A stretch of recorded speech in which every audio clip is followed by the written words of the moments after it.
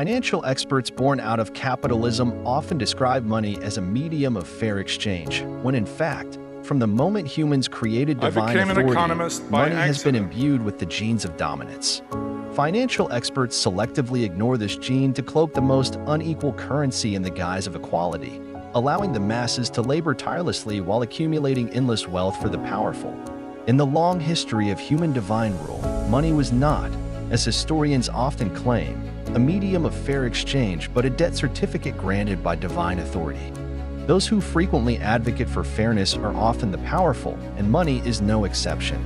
To shield the unfairness under power from questioning, the powerful initially leveraged divine authority. After the establishment of religion, the beautiful beliefs were quickly utilized by the church to amplify the dominant genes of money under divine authority, albeit in a different form, known as bonds. In ancient civilizations, divine authority was often seen as the source of authority, controlling the social morals and ethical norms, and simultaneously manipulating money as a medium of exchange and a store of value. Various religious ceremonies invented by divine authority directly influenced the shaping of the human monetary system. In ancient societies, many religious ceremonies were often accompanied by offerings and sacrifices, through which people expressed respect for the deities, establishing a societal consensus linking the value of goods with the divine. Ancient religious institutions acted as financial intermediaries, managing the donations and offerings of believers. For instance, in ancient Egypt, temples served as repositories of wealth and as places for lending and debt transactions. In a sense, it was the divine authority of religion that pioneered early human debt and bond models, which are the most basic variants of money. However, due to the authority of divine power, the rules of debt and bonds were manipulated by religious institutions, embedding the genes of dominance deeply within them. From ancient times to the present, land has always been the most important asset, especially in agrarian societies where land meant the food people depended on for survival. The call of divine authority made believers willingly offer various possessions, including cultivated land, to the gods. In reality, the gods do not need earthly grains and cereals, but religious institutions have a desire to accumulate wealth.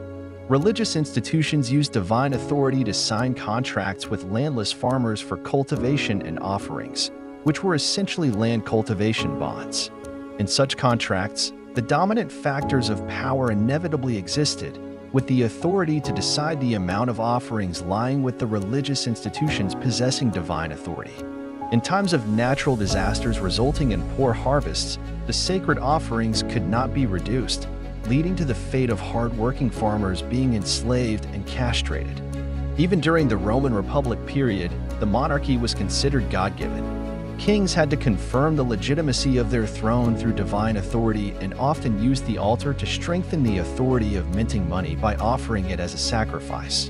In the view of the Pearl Standard, the dominant genes in the monetary system have been continuously strengthened, with religious institutions and kings evolving into another form of government and central banks with legal authority in human society, or financial conglomerates with strong discourse power in economic activities. The Pearl Standard believes that money must remove its dominant genes and become a special commodity that every individual has the choice and power to choose and create. Divine authority led people to believe that gods control everything, not only in this life but also in the afterlife. Gods, therefore, dominate everything, including money, and even in the underworld, there is currency in circulation. In Eastern culture, people brainwashed by divine authority burn paper money as offerings to their deceased ancestors. However, whether the people in the other world actually receive it is something even the gods do not know. This is another absurdity of human currency under divine authority.